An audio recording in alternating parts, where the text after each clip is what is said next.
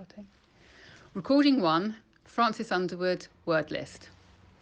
1 kit, 2 pet, 3 pat, 4 hat, 5 pot, 6 put, 7 put, 8 say, 9 side, 10 sight, 11 stir, 12 steer, 13 stairs, 14 sand, 15 pan, 16 man, 17 male, 18 cow, 19 brow, 20 bow, 21 fill, 22 fell, 23 fall, 24 full, 25 fool, 26 fail, 26 foal, 27 foal, 28 fine, 29 foul, 30 foil, 31 file, 32 pie,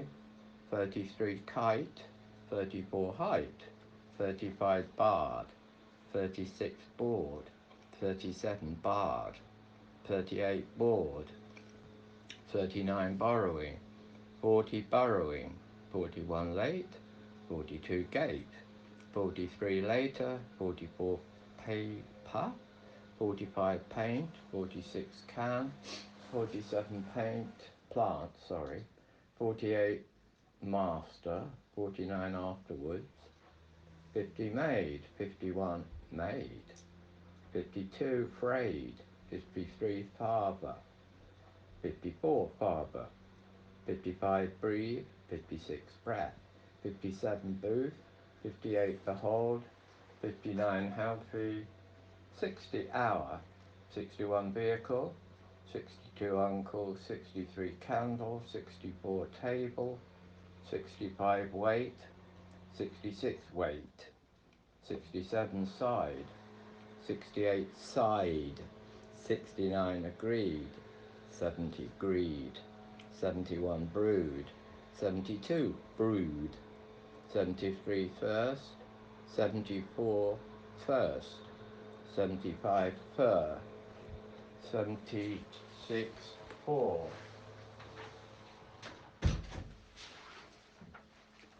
77 fold, 78 cold, 79 cot, 80 court, 81 little, 82 letter, 83 meat, 84 meat, 85 mate, 86 naught, 87 knot, 88 doll, 89 dole, 90 battle, 91 cattle, 92 start, 93 butter, 94 water, 95 house, 96 horse, 97 horse, 98 taste, 99 shade, 111 lemonade, 101 short, 102 sport, 103 photograph, 104 important, 105 thin, 106 think, 107 hearth,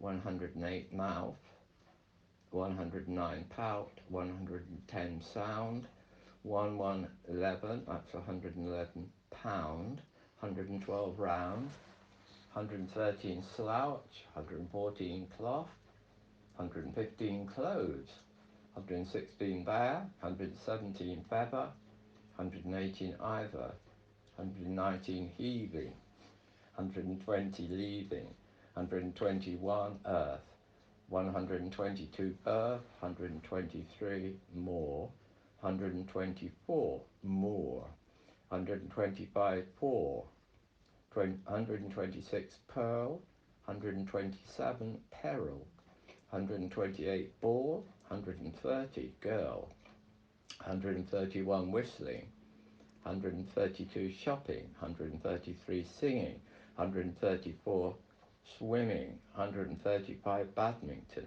136 hopping, 136 hoping, 138 hold, 139 held, 140 honour, and 148 annihilate.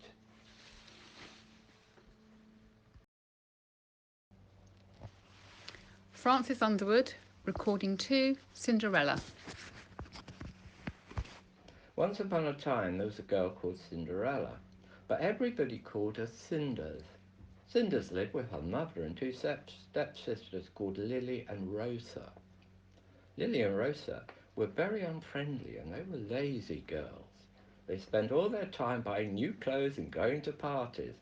Poor Cinders had to wear all their old hand-me-downs and she had to do the cleaning. One day a messenger came to announce a ball, and the ball would be held at the royal palace in honour of the Queen's only son, Prince William. Lily and Rosa thought this was divine. Prince William was gorgeous and he was looking for a bride. They dreamed of wedding bells. When the evening of the ball arrived, Cinder had to help her sisters get ready. They were in a bad mood. They wanted to buy some new gowns, but their mother said they would have enough gowns. So they started shouting at Cinders, "Find my jewels, you old one! Find my hat!" howled the other. They wanted hairbrushes, hairpins, and hairspray.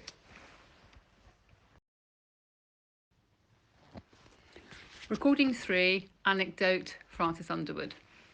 Okay, so this is a story which involved me to a certain extent concerning Jane Austen and the song The Irishman.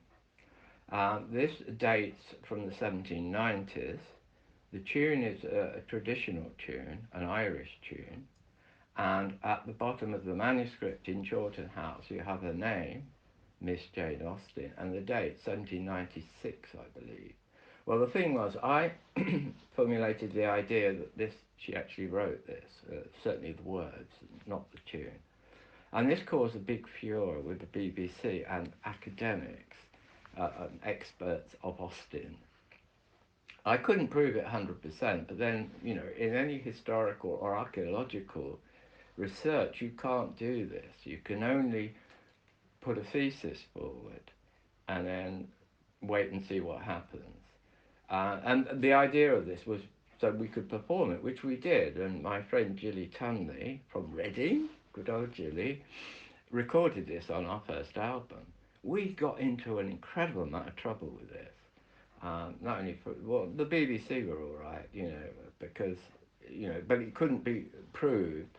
And so it wasn't a breakthrough, but the Austen experts, certainly the musical ones, poo-pooed this.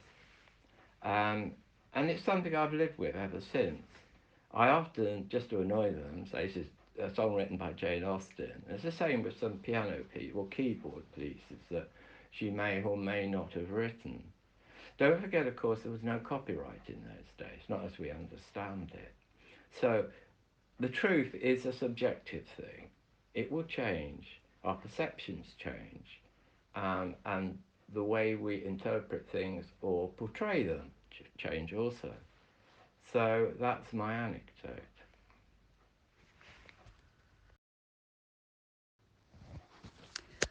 Francis Underwood, recording 4.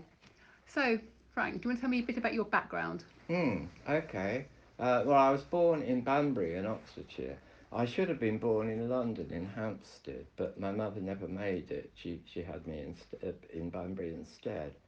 And I was brought up in, I suppose, what we would call a lower middle class family at the time, although here comes the rub. I had connections, or we had connections with upper gentry. I don't know how you would describe them now. For example, my mother's sister married someone called Dr. John Poole, who was a professor at Oxford, the fellow of Magdalen College, and his mother was Lady Poole. Their daughter actually married the Duke of Hamilton, which my mother, which is very funny, once this happened, she would go around telling all her friends, she's now related to a duchess.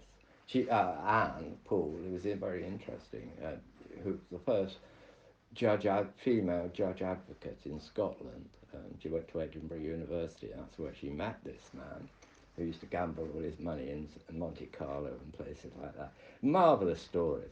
Anyway, so I grew up, and the other thing was the contradictions within the family. My father, who at one point was a communist, And then, for some reason beyond my comprehension, wanted to send me to Eton, or at least Harrow or Winchester. I think the reason he didn't, his reasoning was strange. Well, look at the spies, the communists, what they were called, Burgess and Macleod, went to Eton, Harrow, and then Cambridge. And, you've got to infiltrate the system to change it, blah, blah, blah.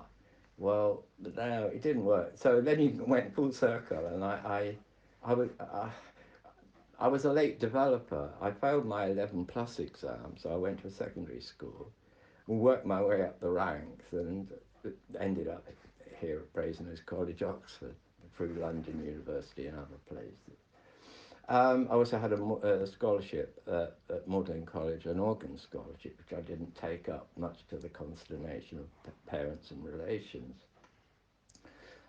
I got into music very early, which is really strange. There are two reasons for this, which I won't go into now because it's very long, very complicated, and a bit woo-woo. But I have my own theories about this. But anyway, I suddenly developed this at age 11, 12. It's interesting music. I started to play the piano.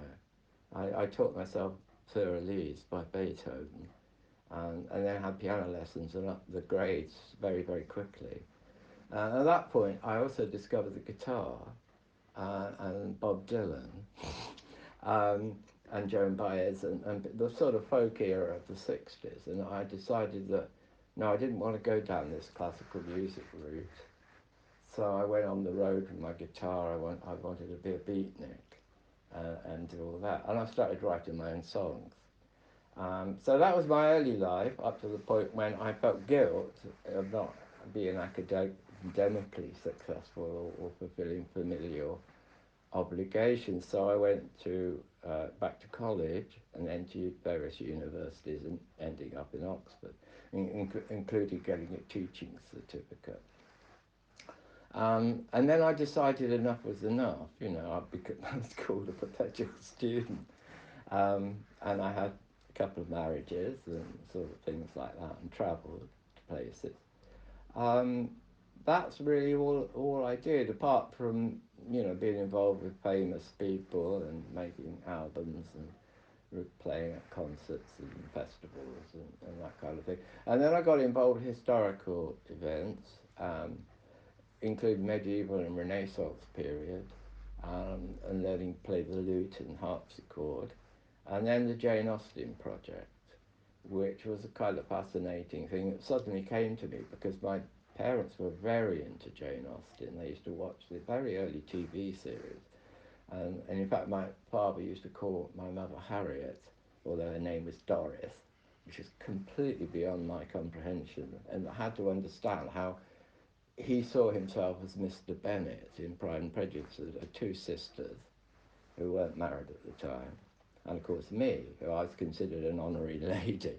In fact, I went very briefly to a girls' school. That's a whole nother story. That shouldn't have happened, but it did. And because there were no statutes that said that gender was an important thing, this was in Bath. So I had my fascination for that city, and stuff like that. So there we are. That's it. And now I'm here now, back in Oxford, and still playing my music and talking. Thank Thank you. you. Thank you very much.